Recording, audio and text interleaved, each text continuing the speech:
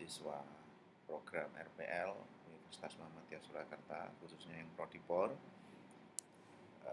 Saya akan menyampaikan kisi-kisi ya, untuk tugas akhir mata kuliah atletik bagi mahasiswa RPL.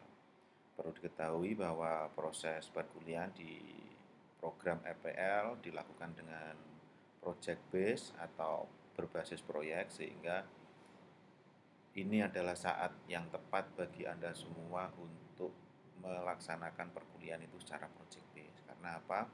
Tugas akhir ini nanti akan dijadikan referensi utama bagi dosen untuk menilai kinerja Anda ketika perkuliahan. Oleh karena itu, mohon diperhatikan tugas ini nanti bisa menjadikan perhatian yang sebesar-besarnya bagi Anda untuk segera dipenuhi dan juga dilaksanakan dengan sebaik-baiknya.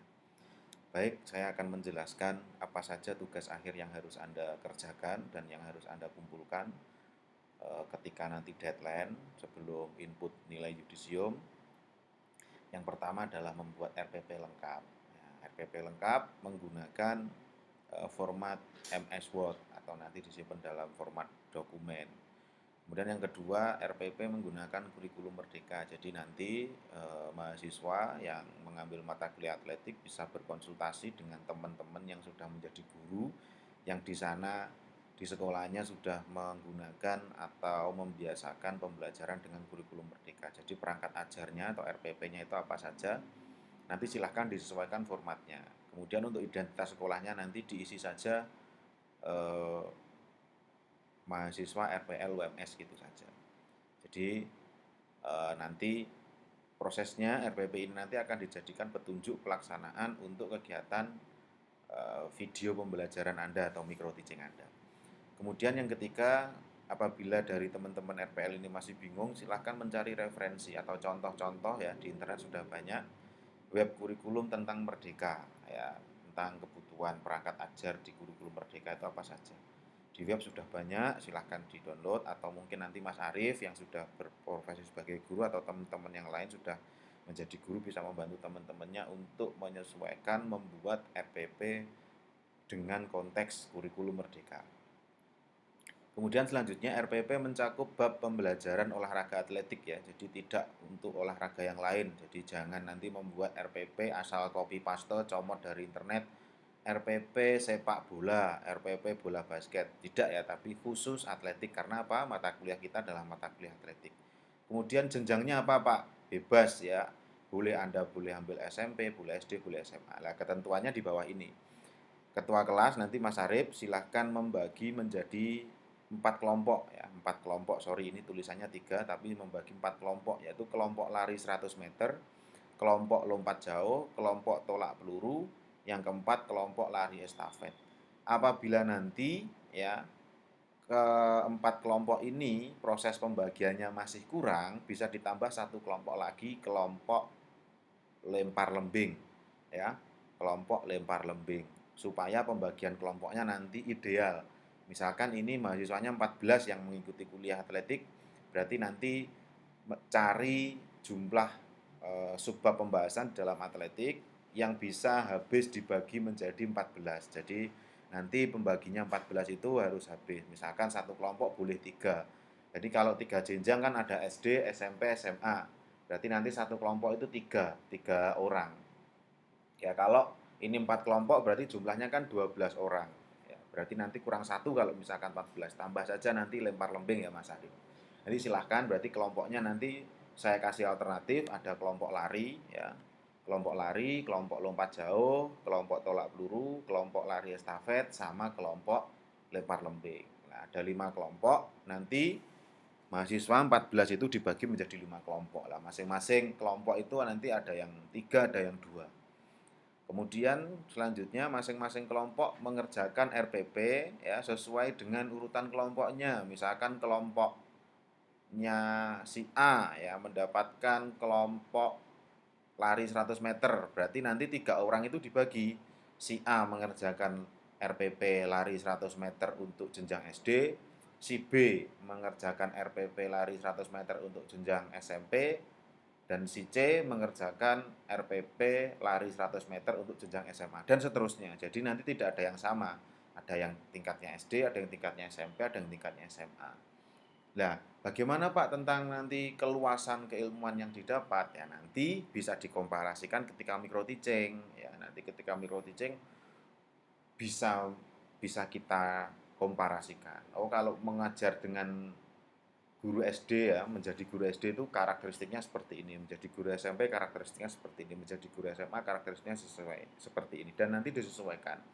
Sehingga nanti teman-teman yang RPL ini, khususnya yang mengambil mata kuliah atletik, bisa saling silang ya, saling silang untuk berdiskusi, mengetahui bagaimana karakteristik nuansa dari RPP di setiap jenjang. Nah, ini sudah saya sampaikan contohnya tadi ya, misal mahasiswa A nanti mengerjakan RPP tolak peluru jenjangnya SD, nanti sing B RPP-nya tolak peluru jenjangnya SMP, nanti sing C mengerjakan RPP tolak peluru jenjangnya SMA dan seterusnya. Jadi nanti dibagi per subbab supaya tidak terlalu banyak.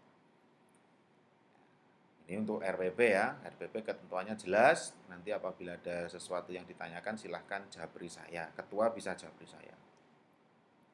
Yang selanjutnya membuat video micro teaching. Saya tidak menghendaki pengajaran videonya dilakukan di sekolah karena ada beberapa teman-teman RPL ini yang tidak memiliki sekolah induk, ya, ada yang bekerja sebagai pelatih dan seterusnya, sehingga ada yang di dinas dan seterusnya. Jadi saya mewajibkan untuk teman-teman RPL ini nanti pengerjaan tugas akhirnya secara berkelompok. Jadi silahkan didiskusikan hari dan tanggalnya untuk bekerja kelompok. Ya, nanti 14 orang itu berkumpul membuat kegiatan micro teaching. Nah, micro teaching itu seperti apa? Tanya teman-teman yang sudah pernah menjadi guru ya. Tanya teman-teman sudah pernah menjadi guru atau Anda bisa mencari referensi di YouTube, sudah banyak sekali. Jadi gunakan kesempatan ini untuk Anda belajar secara online ya. Jadi tugasnya dilaksanakan dengan penuh tanggung jawab, silahkan Anda belajar. Kemudian nanti videonya dibuat dengan teman sejawat. Teman sejawat itu ya teman-teman yang sesama mahasiswa RPL. Tidak dilakukan di sekolah masing-masing, tapi dengan teman-teman yang di satu angkatan di mahasiswa RPL. Kemudian prosesnya nanti dilakukan di mana Pak? Bisa dilakukan di sekolah si A atau si B atau si C dan seterusnya. Pinjem ya, pinjem tempat dan seterusnya. Bisa dilakukan di lapangan. Nanti silakan disepakati saja. Yang penting sarprasnya jelas. Kalau ngajar tolak peluru ya minimal ada alatnya tolak peluru. Tidak harus peluru beneran, boleh pakai bal tenis ya dan seterusnya. Kemudian kalau ngajar lompat lembing tidak harus menggunakan lembing beneran ya. Bisa pinjem di kantor POR juga punya lembing ya, lembing yang untuk pembelajaran yang dari bambu itu ada. Silahkan bisa dipinjem. Untuk estafet bagaimana Pak? Ya kita juga punya tongkat estafet, nanti silahkan bisa pinjem. Proses peminjamannya bisa diajukan ke menghubungi dengan Pak Nur Hidayat ya, nanti biar disiapkan. Atau Pak Tommy. Kemudian videonya durasi maksimal 10 menit. Jadi proses pengajarannya nanti di-cut-cut saja. Yang pertama introduction atau pengenalan ya, biasa identitas video. Jadi sebelum Anda mengajar, nanti Anda ngedep kamera, perkenalan dulu ya, face to face, perkenalkan nama saya misalkan Sabto Purnomo, saya mahasiswa RPL, program studi pendidikan olahraga UMS ya. Di sini saya akan membuat video micro teaching atau pengajaran mata kuliah pembelajaran atletik. Topik pembahasannya misalkan lompat jauh untuk jenjang SD.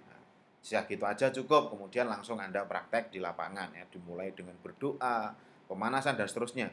Pempraktekannya yang disampaikan di dalam video disesuaikan dengan proses atau isi yang Anda tulis di dalam RPP. Jadi nanti penilaiannya akan dicocokkan. Oh, di RPP-nya ada berdoa, kok prakteknya nggak berdoa, misalkan langsung kayang gitu.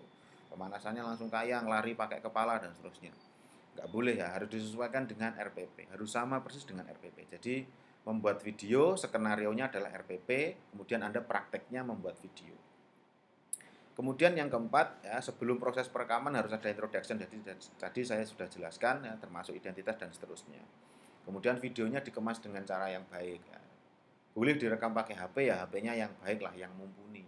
Jangan pakai HP sak-sae, nanti gambarnya nggak jelas, kualitas videonya juga nggak jelas. Ketika diupload di YouTube nanti akan dicemooh nanti ya, harus yang bagus gitu. Ya nggak harus bagus profesional banget ya, minimal jelas gitu, tidak getar-getar videonya dan seterusnya. Nah, nanti silahkan Anda berdiskusi enaknya bagaimana, atau pakai jasa video editing ya monggo silahkan gitu. Silahkan dirembuk yang tidak memberatkan, yang bisa disonggo bareng-bareng. Jadi sistemnya ini adalah project base berbasis kelompok, tapi pengerjaannya individu. tapi nanti proses pengerjaannya bisa secara kelompok. Kalau penilaiannya nanti individu, karena tugasnya dinilai secara individu. Nah, nanti pengerjaannya saling membantu ya, saling membantu. Oke, jadi nanti salah satu jadi guru ya, teman-teman RPL yang lain jadi muridnya. Nanti gantian. Oke, lanjut. Yang terakhir adalah membuat materi tayang PPT bernarasi. PPT bernarasi itu ya seperti yang saya sampaikan ini. Ini PPT bernarasi. Saya menyampaikan PPT, kemudian ada suaranya, ada penjelasannya. Jadi Anda sebagai calon guru atau pembekalan Anda ya di mata kuliah ini, karena kita berada di bawah FKIP, Fakultas Keguruan, harus bisa menyampaikan materi secara verbal dengan baik ya. Tidak hanya bisa praktik dan membuat RPP, tapi juga harus bisa menjelaskan. Nah, proses penjelasannya nanti Anda lakukan dengan video bernarasi. Anda silahkan membuat PPT, PowerPoint ya, tentang materi yang Anda buat, sesuaikan dengan RPP-nya. Misalkan lempar lembing jenjang SD ya, Anda buat lempar lembing jenjang SD, terus Anda buat video seperti ini ya. Maksimal durasinya sama 10 menit, jangan terlalu lama. Jelaskan ya, identitas mata pelajarannya apa, PJOK, untuk kelas berapa, misalkan kelas 5, kelas atau kelas 4 dan seterusnya, misalkan yang SD ya. Kemudian capaian pembelajarannya apa, targetnya apa dan seterusnya. Kemudian menerangkan materinya, lempar lembing adalah apa, proses gerakannya seperti apa dan seterusnya. Silakan Anda cari referensi di media online banyak ya, di YouTube banyak, di internet banyak ya. Jadi ini saatnya Anda untuk belajar. Ketentuan akhir ya, ini yang terakhir ya, tugas dikumpulkan paling lambat tanggal 30 Januari 2023 jam 17.00. Ya, ingat karena tanggal 2 itu sudah batas akhir yudisium, jadi saya hanya punya waktu 2 hari untuk menilai tugas Anda, maka jangan terlambat ya. Tugas dikumpulkan paling lambat 30 Januari 2023 jam 17. Pengumpulan tugas melalui akun Spada masing-masing mahasiswa. Jadi Anda mulai hari ini tolong dicek akun Spadanya sudah on belum. Ya, kalau belum on nanti silahkan konfirmasi ke saya. Login Spadanya pakai akun UMS. Ya, jadi nanti akan saya follow up. Ya, nanti di mana tempat uploadnya dan seterusnya akan saya follow up via grup. Kemudian kelengkapan, kesesuaian dan keseriusan dalam tugas menjadi tolak ukur penilaian. Jadi mohon diperhatikan bahwa kegiatan perkuliahan RPL di program studi pendidikan olahraga itu tidak hanya semata-mata Anda melakukan registrasi, tapi juga harus Anda mengikuti ketentuan yang telah ditetapkan ya. Jadi kita sifatnya membantu, jadi dan Anda harus kooperatif, tolong nanti tugasnya itu lengkap sesuai dengan aturan. Apabila ada sesuatu yang ditanyakan silahkan ya, ketua tingkat ya menanyakan kepada saya via Japri boleh ya. Jadi teman-teman jika ada yang bingung tanya, silahkan tanya sama ketua tingkat. Nanti ketua tingkat biar menyampaikan ke saya. Jadi biar tidak terlalu banyak WA. Jadi nanti semua pertanyaan, semua kebingungan, semua kegundahan atau apapun itu yang terkait dengan penyelesaian tugas akhir mata kuliah atletik ini silahkan disampaikan ke ketua tingkat Mas Arif ya. Nanti silahkan Mas Arif untuk menghubungi saya. Baik, saya rasa itu yang bisa saya sampaikan. Semoga berkenan. Saya doakan kegiatan tugas akhirnya lancar. Semoga mendapatkan berkah, mendapatkan nilai yang terbaik. Assalamualaikum warahmatullahi wabarakatuh.